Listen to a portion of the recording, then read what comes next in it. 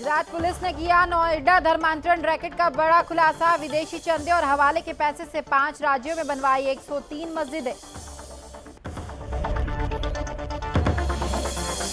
मध्य प्रदेश सरकार ने देशद्रोहियों को सिखाया सबक। राष्ट्र विरोधी नारे लगाने वालों की झुग्गियों को उज्जैन से हटाया। आरोपियों की गिरफ्तारी के लिए पुलिस दे रही है दबिश। झारखंड में लव जिहाद के आरोपी के खिलाफ कोर्ट की बड़ी कार्रवाई। शुक्रवार को की गई घर की कुर्की। राजू बन आरजू मल्लिक ने किया था हिंदू लड़की से सामूहिक दुष्कर्म। और काबुल एयरपोर्ट पर बम धमाके के बाद दिल्ली समेत पूरे उत्तर भारत में अलर्ट जारी। खुफिया एजेंसी ने AQIS ISKP और हक्कानी नेटवर्क की तिकड़ी से खतरे की आशंका जताई।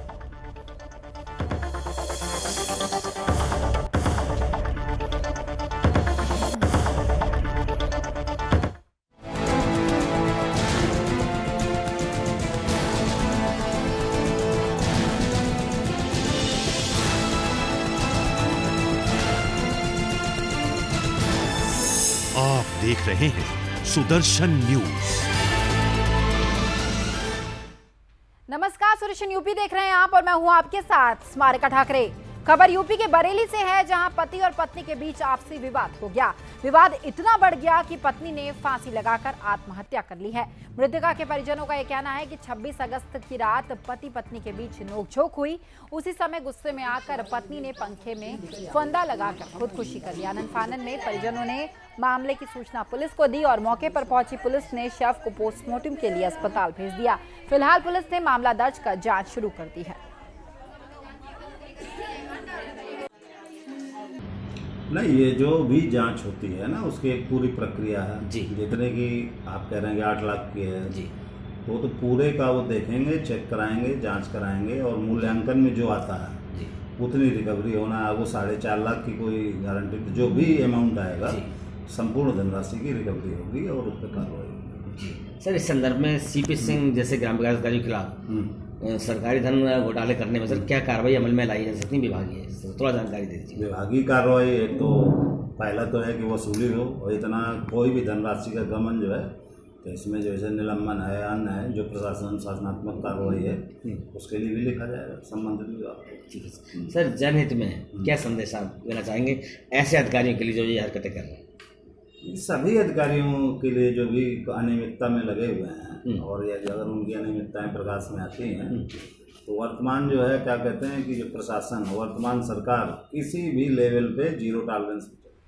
तो वहीं यूपी के बरेली से एक और सनसनीखेज मामला निकलकर सामने आया, जहां सक्रिय नाइजीरियन गैंग के एक सदस्य को पुलिस ने अब गिरफ्तार कर एक बड़ी सफलता को अंजाम दिया है। आपको बता दें कि नाइजीरियन गैंग अब यूपी में भी तेजी से पैर पसार रहा है और लोगों के खातों में सेंध लगाकर उसमें रखी लाखों रुपए की रकम को गैंग के लोग उड़ा रहे हैं। तो वहीं पकड़े गए नाइजीरियन गैंग के सदस्य से पुलिस ने पूछताछ की तो उसने बताया कि पिछले कई सालों से दिल्ली में रह रहा था और नाम और धर्म बदल कर लोगों के खातों से पैसे ट्रांजैक्शन वो करता था। फिलहाल आरोपी से पूछताछ जारी है।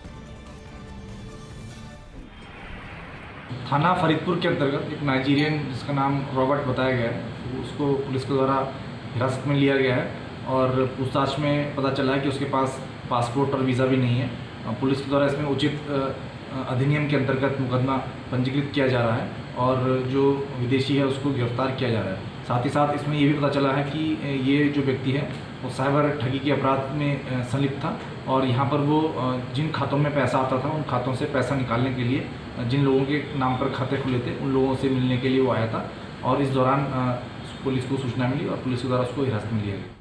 तो वहीं यूपी के बिजनौर के ब्लॉक प्रमुख के पति से फिरौती मांगने वाले आरोपी को पुलिस ने गिरफ्तार कर लिया है। आपको बता दें कि कुछ युवक मिलकर ब्लॉक प्रमुख के पति से जान से मारने की धमकी देकर 5 लाख रुपए की फिरौती मांग रहे थे। इतना ही नहीं, आरोपी बातचीत के दौरान खुद को डिप्टी CM केशव प्रसाद मौर्य का निजी सचिव बताता था। फिलहाल पुलिस ने मामला दर्ज कर तीनों आरोपियों को गिरफ्तार कर लिया है।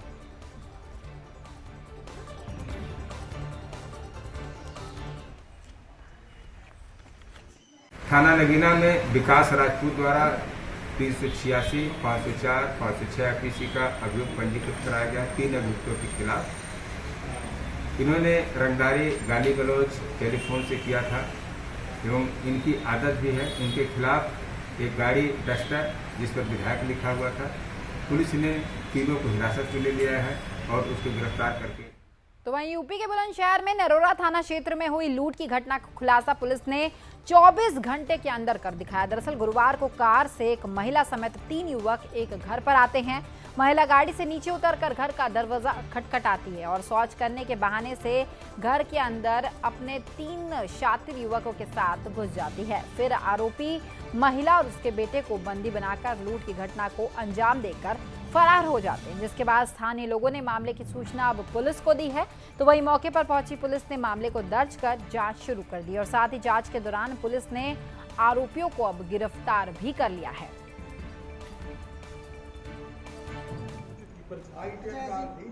देखिए, कल सुबह 6:15 और 6:30 बजे के बीच में कस्बा नरौरा में एक बहुत ही सनसनीखेज तरीके से लूट की घटना घर में घुस के की गई थी और एक वृद्धा श्रीमती भगवान देवी, जिनकी उम्र लगभग 75 वर्ष है, अपने एक दिव्यांग बेटे जिसकी उम्र 50 साल के आसपास है, उसके साथ रहती हैं। दोनों अशक्त हैं, बेटा दिव्यांग होने की वजह से और श्रीमती भगवान देवी वृद्धा होने की वजह से। लगभग 6:15 बजे एक महिला इनके घर में प्रवेश की और उसने कहा कि मुझे आपके टॉयलेट का इस्तेमाल करना है, हम यात्री हैं। जब तक वो कुछ समझ पाती, इस महिला ने फ़ोन करके बाहर से 3 लड़कों को अंदर बुला लिया। इन चारों ने दोनों को अपने कब्जे में लेते हुए 15 मिनट के भीतर घर में मौजूद नकदी जो 50,000 थी। तो वहीं यूपी के धर्म नगरी चित्रकूट से एक लव जिहाद का मामला निकलकर सामने आया है, जहां एक मुस्लिम युवक एक हिंदू लड़की को राखी बंधवाने के बहाने बुलाकर लड़की को अगवा लेकर फरार हो गया, जिसके बाद पीड़िता के परिजनों ने थाने में मामले की शिकायत की है, जिसके बाद पुलिस ने मामले को दर्ज कर अब जांच शुरू कर दी है। दूसरी तरफ इस मामले के विरुद्ध में अखिल भारतीय विद्यार्थी परिषद और बजरंग दल के कार्यकर्ताओं ने पुलिस अधीक्षक के कार्यालय में जमकर प्रदर्शन किया है। तो वहीं संगठनों ने प्रशासन को चेतावनी देते हुए कहा कि अगर पुलिस समय पर लड़की को खोज नहीं लाई तो पुलिस चौकी में संगठन ताला लगाएगा। इतना ही नहीं, इस घटना से आहत होकर साधुओं और संतों ने भी चित्रकूट के एसपी को चेतावनी देते हुए कहा है कि अगर जल्द से जल्द इस मामले पर कार्रवाई नहीं हुई तो संत समाज भी आंदोलन पर उतरेगा।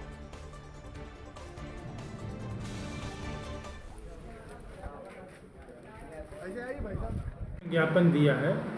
मामला श्रीरामपुर चौकी क्षेत्र का है, जहाँ करीब 5 दिन पूर्व एक लड़की चली गई है और उस संबंध में मुकदमा 363 IPC का पंजीकृत किया गया है और जिन लोगों का इसमें नाम है उनके मोबाइल वगैरह प्राप्त करके सर्विलांस पर दिए गए हैं, इनका लोकेशन प्राप्त किया जा रहा है। मामला ये है कि यहाँ जो लव जिहाद का ये हुआ है, ये एक जगह नहीं कई जगह चल रहे हैं और चित्रकूट की पावन ऐसी भूमि में ये जो कृत्य हुआ है ये बहुत ही घिनौना कार्य है। इस पे हमारा चित्रकूट का संत समाज भी आहत हुआ है और हमारी भावनाओं में ठेस पहुंचाई गई है। इसके लिए इनके खिलाफ सख्त से सख्त कड़ी से कड़ी कार्रवाई हो और इनको फांसी की सज़ा होनी चाहिए। एक हिंदू धर्म की लड़की है, नाबालिग लड़की है, उसको एक मुस्लिम लड़का जो है बहला फुसलाकर अपने बातों में फंसाकर उसको एक राखी बांधने के बहाने बाहर बुलाया और राखी बांधने के टाइम से वो लड़की निकली और घर में बिना बताए निकली, जिसके बाद उस लड़की को बीते 22 तारीख को लापता हो गई। उसके बाद उसका कोई पता नहीं है। पुलिस प्रशासन ने उसकी खबर दी, प्राथमिकी FIR दर्ज किया गया, लेकिन उसमें क्या किया गया, रोज घर वालों को शाम को बुलाकर बोले कार्रवाई हो रही। कार्रवाई के नाम पर सिर्फ उनको बुलाया जाता है और घर लौटा दिया जाता है और उसके अलावा कुछ हो नहीं रहा। इसके कारण आज हम लोग SP आवास पे आए और SP साहब को ज्ञापन देने के नाम से आए और आगे कार्रवाई की मांग की। और क्या आश्वासन मिला आपको पुलिस की तरफ से? अब खबर यूपी के चंदौली से है, जहां पत्रकारों ने सदर मुख्यालय स्थित धरना स्थल पर धरना प्रदर्शन किया है। आपको बता दें कि स्थानीय वेब पोर्टल के 2 पत्रकारों पर बीजेपी विधायक ने SC/SC एक्ट का मामला जो है वो चकिया कोतवाली में दर्ज करवाया है, जिसके बाद पुलिस ने मामले के आधार पर आरोपी पत्रकारों को जेल भेज दिया है, जिसके बाद पत्रकारों द्वारा बीजेपी विधायक पर तानाशाही का आरोप लगाया गया, जिस पर सुदर्शन न्यूज की टीम ने बीजेपी विधायक शारदा प्रसाद से इस मामले पर बातचीत की। बातचीत के दौरान बीजेपी विधायक ने सभी आरोपियों को दरकिनार करते हुए कहा कि सबसे पहले मैं सुदर्शन न्यूज सहित सभी प्रिंट और इलेक्ट्रॉनिक मीडिया चैनल का तहे दिल से स्वागत करता हूं।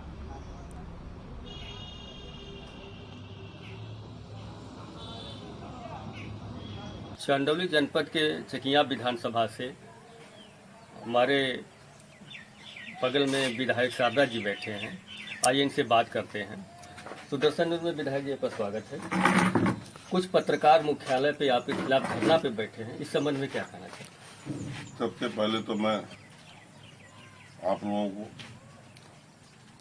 सुदर्शन न्यूज़ को, चैनल को मैं सबका स्वागत करता हूं और सभी इलेक्ट्रॉनिक मीडिया और प्रिंट मीडिया, मैं उन सब लोगों का भी स्वागत करता हूं, क्योंकि जो धरने पर लोग बैठे हुए हैं, ये जो पोर्टल चलाने वाले लोग हैं, ये किसी के मान सम्मान से खिलवाड़ करते रहते हैं।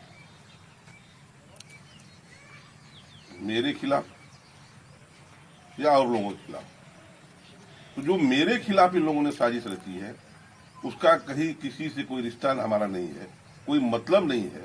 उसके बाद भी इन लोगों ने पोर्टल पर चला करके हमें बदनाम करने का काम किए हैं और ये राजनैतिक जो साजिश है, जो यहाँ पर और अंदर दल हैं, उनके साथ ये लोग काम करके उनके सहयोग में इस तरह का हरकत करने का काम किए हैं, तो ये बहुत ही बड़ा निंदनीय और बहुत बड़ा अपराध है। जो धरना दे रहे हैं उन पत्रकारों का कहना है कि हम लोग पत्रकार हैं, खबर चलाने पर SC/ST का मुकदमा हुआ है, इस संबंध में क्या कहना चाहते हैं? देखिए, खबर अगर सही चलाते हैं तो मैं उनका स्वागत करता हूं, लेकिन अगर खबर चलाने वाले ये लोग हैं, ये पोर्टल के भाई हमारे, तो इलेक्ट्रॉनिक मीडिया कहाँ गई, प्रिंट मीडिया कहाँ गई, बाकी हमारे सभी चैनल कहाँ गए? बाकी यही पोर्टल वाले ही को न्यूज मिल जाती है और वो भी फर्जी न्यूज मिल जाती है।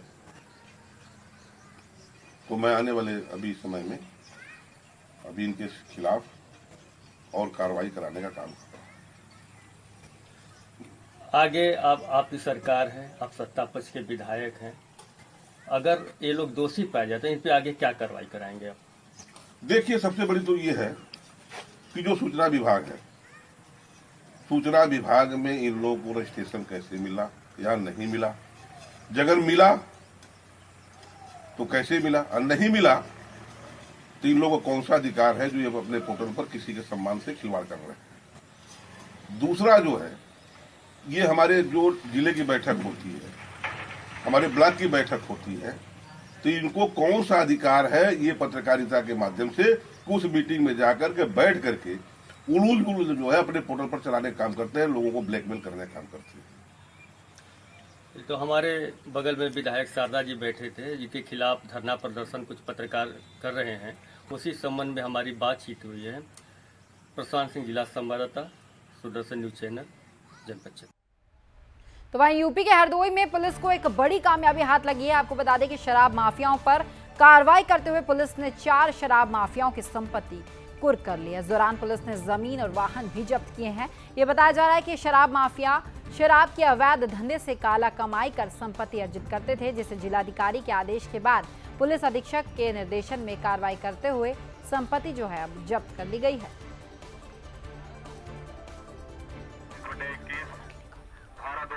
यह प्रकरण जनपद हरदोई का है।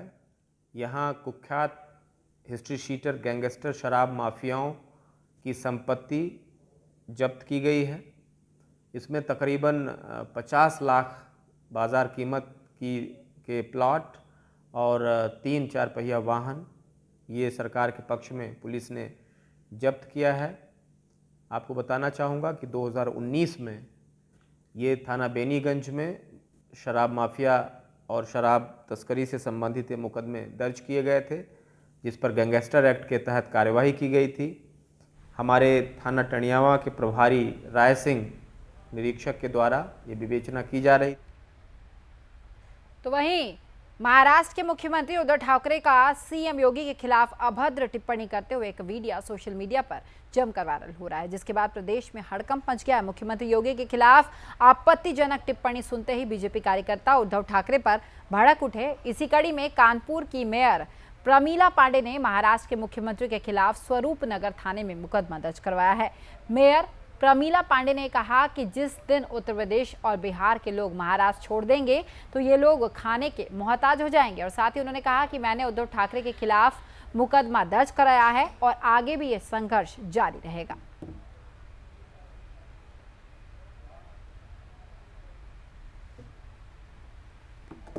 आज मैं महाराष्ट्र के मुख्यमंत्री उद्धव ठाकरे के खिलाफ यहाँ पर मैंने मुकदमा कायम कराया है। हमारे प्रदेश के जो आदरणीय सदैव मुख्यमंत्री आदित्यनाथ जी के बारे में जो उन्होंने टिप्पणी की, उनको ये नहीं पता है कि जिस दिन उत्तर प्रदेश और बिहार महाराष्ट्र छोड़ देगा उस दिन ये लोग खाने के मोहताज हो जाएंगे। लेकिन जिस तरीके से उन्होंने अशोभनीय बात हमारे मुख्यमंत्री के लिए कहा, मैंने बधाई देना चाहती हूँ हम आप लोगों को, मीडिया के लोगों को, सोशल मीडिया के लोगों को, सबको मैं बहुत बहुत धन्यवाद देना चाहती हूँ कि आप लोगों के द्वारा ये बात छन के निकल के आई। मैंने कल रात में उधर थोड़ा समय व्यस्ती देख नहीं पाया, मैंने रात में इसको पढ़ा, सुबह ही हमने अपना पूरा प्रोग्राम बना करके आज हमने इनके खिलाफ मुकदमा। अब खबर यूपी के ललितपुर से है, जहां विधायक ने महाविद्यालय को अतिथि गृह का सौगात समर्पित किया है। आपको बता दें कि नेहरू महाविद्यालय जनपद का सबसे प्रतिष्ठित और बहुत पुराना महाविद्यालय है जो छात्र छात्राओं को शिक्षा देता है। तो वहीं इस महाविद्यालय में ऐसी बहुत सी शंकाएं हैं जहां प्रैक्टिकल की आवश्यकता होती है और प्रैक्टिकल कराने के लिए बाहर से एग्जामिनर आते हैं। महाविद्यालय में उनके ठहरने के लिए कोई व्यवस्था नहीं थी, इसलिए बाहर से आए हुए अतिथि को असुविधा होती थी। इस समस्या को जब सदर विधायक को अवगत कराया गया तो उन्होंने महाविद्यालय में आने वाले एग्जामिनर और अतिथि को कोई असुविधा न हो, जिसके लिए विधायक ने अतिथि गृह का निर्माण विधायक निधि से किया है, जिसे उन्होंने नेहरू महाविद्यालय को सौंप दिया है। तो वहीं महाविद्यालय के प्रबंधक ने सदर विधायक का आभार व्यक्त करते हुए उन्हें धन्यवाद दिया है।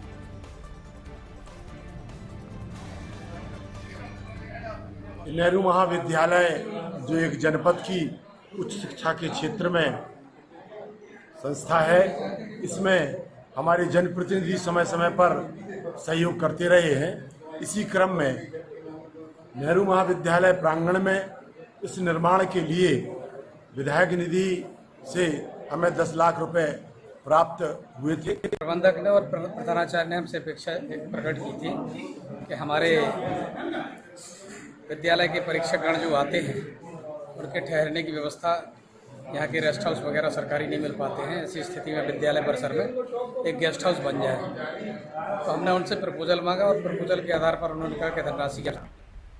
तो वहीं यूपी के बॉर्डर पर सुरक्षा में लगे अधिकारियों के प्रयासों के बाद भी तस्करी का मामला लगातार सामने आ रहा है। आपको बता दें कि महाराजगंज में भारत नेपाल सीमा पर बिना तार के खुला बॉर्डर है, जहां नेपाल की सीमा से भारतीय सीमा के राजाबारी में खुलेआम मटर की तस्करी करने का मामला सामने आया है, जहां वीडियो सोशल मीडिया पर तेजी से वायरल हो रहा है।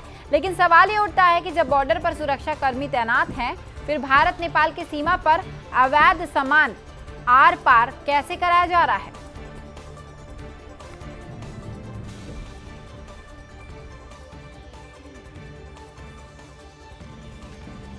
अब खबर यूपी के मोदीनगर से है, जहां पुलिस ने गोविंदपुरी क्षेत्र में 1 महीने पहले हुए चोरी की वारदात का अब खुलासा कर दिया है, जिसमें पुलिस ने 2 लोगों को अब गिरफ्तार कर लिया है और साथ ही पुलिस ने गिरफ्तार आरोपियों के पास से चोरी की सामग्री बरामद की है। तो वहीं पुलिस ने मामला दर्ज कर आरोपियों को जेल भी भेज दिया है। फिलहाल आरोपियों से पूछताछ जारी है।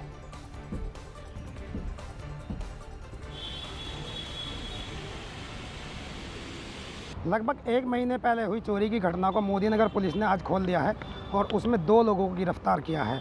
दोनों लोगों से चोरी का किया हुआ सारा सामान बरामद कर लिया, जिसमें LCD और कैश, ज्वेलरी सभी चीज़ शामिल हैं और इनके जो पास से है एक मोटरसाइकिल भी बरामद की गई है और पुलिस ने दोनों ही लोगों को आज गिरफ्तार कर जेल भेज दिया है। जितेंद्र कुमार, सुदर्शन न्यूज, मोदीनगर। तो वहीं अब खबर यूपी के मुजफ्फरनगर के चरथावल थाना क्षेत्र की है, जहां ठगी करने वाले तांत्रिक को अब गिरफ्तार करने पुलिस पर पथराव किया गया है। आपको बता दें कि पुलिस को लगातार सूचना मिल रही थी कि एक व्यक्ति जो अपने आप को तांत्रिक बताता है और निसंतान महिलाओं को गुमराह कर उन्हें संतान प्राप्ति का उपाय बताकर लाखों रुपए की उनसे ठगी करता है, जिसके बाद पुलिस ने ठगी बाबा को पकड़ने के लिए ग्रामीणों की मदद से तांत्रिक को गांव में बुलाया, जिसके बाद पुलिस ने ठगी करने वाले तांत्रिक को पकड़ लिया, जहां तांत्रिक के साथियों ने पुलिस पर जबरदस्त पथराव किया, जिसमें पुलिसकर्मी गंभीर रूप से घायल हो गए हैं। इसी बीच मौके का फायदा उठाकर ठगी बाबा अपने साथियों के साथ फरार हो गया। लेकिन तांत्रिक के एक साथी को पुलिस ने अब पकड़ लिया है। फिलहाल पुलिस पकड़े गए आरोपियों से पूछताछ कर रही है। ग्राम नगलाराई में एक तांत्रिक है, नाम उसका आरिफ है। लोगों से काफ़ी शिकायतें मिल रही थी कि वो लोग ठगी कर रहा है। इस संबंध में पुलिस वहाँ पर गई। उसने पुलिस को देखते ही पुलिस पर हमला कर दिया। एक पत्थर फेंक के पुलिस ने मारा, जिसमें हेड कांस्टेबल देवेंद्र कुमार है, वो सर पर थोड़ी चोट आ गई। तो अभी कहाँ सर पुलिस की पकड़ में कि फरार है? अभी वो फरार है, पुलिस उसको पकड़ने के लिए लगी है, उसको पकड़ लेगी जल्दी। घायल की हालत कैसी? ज़्यादा गंभीर नहीं है, ठीक है, थोड़ा हल्की से चोट लगी है उसके साथ। तो वहीं यूपी के संत कबीर नगर में मशहूर अभिनेत्री पाखी हेगड़े पहुंची। इस दौरान पाखी हेगड़े ने बाढ़ प्रभावित क्षेत्रों का दौरा किया। जिले में बाढ़ की त्रासदी झेल रहे बाढ़ पीड़ितों की जहां पर स्थानीय विधायक, सांसद, मंत्री और प्रशासन ध्यान नहीं दे रहे हैं, वहां पर पाखी हेगड़े ने बाढ़ पीड़ित लोगों के लिए मदद करने के लिए राहत सामग्री बांटी है। और साथ ही अभिनेत्री पाखी हेगड़े ने धनघटा तहसील के बाढ़ पीड़ितों के बीच जाकर उनके दुख दर्द को जाना है और साथ ही लोगों को हर संभव मदद दिलाने का आश्वासन भी दिया है। बहुत हालत बहुत खराब चल रही है। यहाँ की हालत 12-13 घर कट गया है और 13 घर पिछली बाढ़ में कट गया। वो लोग बंदे पे जमीन बंदे पे किसी तरह शरण लेकर रह रहे हैं। उनको रहने का कोई प्रबंध नहीं हुआ अभी। यहाँ पे सांसद, मंत्री, यहाँ श्री राम चौहान क्या आए थे? कोई नहीं आया। आज कौन आपके बीच में आया? आज के बम्बई चल के आए हैं, कहाँ चल के आए? एक हीरोइन है। ये अपने खुशी से इन लोगों, गरीब लोगों को एक छोटा छोटा बैग जो है अनुदान इन लोगों को दे रही हैं। सबका मकान कट के ध्वस्त हो गया। कितने लोगों का बहुत से बेघर हो चुके हैं यहाँ पे लेकिन कोई सुनवाई नहीं होती है। हाँ, यहाँ पे ये लोग तो मुंबई से आए हुए हैं। हाँ, राहत दिए हैं। कहना चाहते हैं कि मान लो यहाँ की कोई सुनवाई नहीं हो रही है। बाढ़ रात में जो भी है हर साल घाघरा की तबाही से यहाँ के लोग हमेशा परेशान रहते हैं। आपको बता दूं 2013 में जब घाघरा की कटान हो रही थी उस समय 3 गांव का अस्तित्व खत्म हो गया था। फिर पिछले वर्ष भी यहाँ पे कटान की वजह से 13 लोगों का मकान नदी में कट के बह गया था। इस बार भी 13 लोगों का मकान नदी में कट के बह गया। इतनी त्रासदी होने के बाद प्रशासन ना ही जाग रहा है, ना ही यहाँ के स्थानीय जो सांसद, विधायक हैं, मंत्री हैं, वो भी नहीं जाग रहे हैं। उनका यहाँ का लोग जो हैं उनके दुख दर्द को सुनने के लिए कोई तैयार नहीं है। लेकिन आज इन लोगों का दुख दर्द सुनने के लिए मुंबई से चलकर आई भोजपुरी फिल्मों की सुपरस्टार हमारे साथ है और यहाँ पे उनका दुख दर्द बांटने के लिए यहाँ आई हुई हैं। पाखी जी, आपका सुदर्शन न्यूज़ पे स्वागत है। जी नमस्ते जी, आप बताइए कैसे इन लोगों के दुख दर्द के बारे में आप सुनी और यहाँ पे आई हैं? हम यहाँ पर शूटिंग करने आए थे संत कबीर नगरी में जी। और उसी वक्त हमको थोड़ा पता चला था कि संत कबीर नगर में भी बाढ़ के प्रकोप से कुछ कई गांव चपेट में आए हुए हैं। तब नॉर्मली मैं बिहार में काफ़ी बार बाढ़ के वक्त वहाँ पर सेवा में हाजिर रही हूँ और मेरे मन में आया कि मुझे जाना चाहिए। और लोगों का दुख पूरा हम तो कम नहीं कर सकते, लेकिन जितनी मदद हमसे हो सकती है छोटे मोटे स्तर पर वो हम ज़रूर करते हैं। इससे हमको दिली खुशी मिलती है। और यहाँ के लोगों की मनोस्थिति बड़ी ख़राब है। उनकी व्यथा सुन के एकदम दिल दग अजीब सा हो रहा था। तो मुझे लगता है कि इन लोगों के लिए कुछ सरकार को, क्योंकि हर साल ही आती है, हर साल बाढ़ आती है, हर साल कितने गांव, कितने लोग इसमें बह जाते हैं और इस तरीके से इस परेशानी से जूझ रहे हैं। कुछ एक सोल्यूशन निकालना बहुत ज़रूरी है कि इसको अगर अंदाज़ा मिलता है कि अगर बाढ़ आने वाली है तो उसके जी, जैसा कि आप लोग जानते हैं कि ये बाढ़ इलाका है और यहाँ पे अधिकारी कर्मचारी द्वारा दावा तो किया जाता है कि उनके लिए हमेशा काम किया जाता है, लेकिन सिर्फ ये दावे ही साबित होते हैं। और जहाँ पे सांसद विधायक नहीं सुनते हैं, ऐसे में मुंबई जैसे शहर को छोड़कर आज यहाँ पे नाव से इनका दुख दर्द बांटने के लिए पाखी जी आई और इनका दुख दर्द बांटा। तो वहीं संत कबीर नगर में सपा के कार्यकर्ताओं का सम्मेलन रखा गया है। तो वहीं इस कार्यक्रम में महाराष्ट्र के सपा प्रदेश अध्यक्ष अबू आसिम आजमी मुख्य अतिथि के तौर पर पहुंचे। इस दौरान अबू आजमी ने बसपा सुप्रीमो मायावती का जमकर मजाक उड़ाया। आपको ये बता दें कि अबू आजमी ने मायावती को बदसूरत कहकर उनका मजाक उड़ाया है।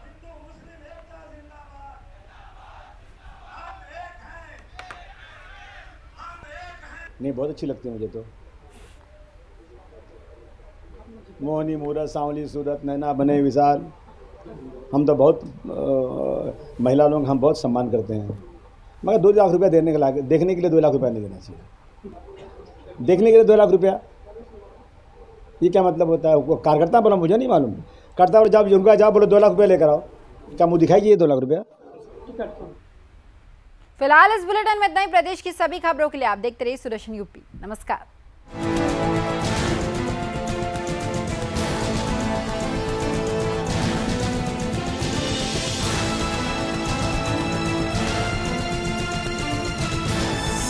आप देख रहे हैं सुदर्शन न्यूज।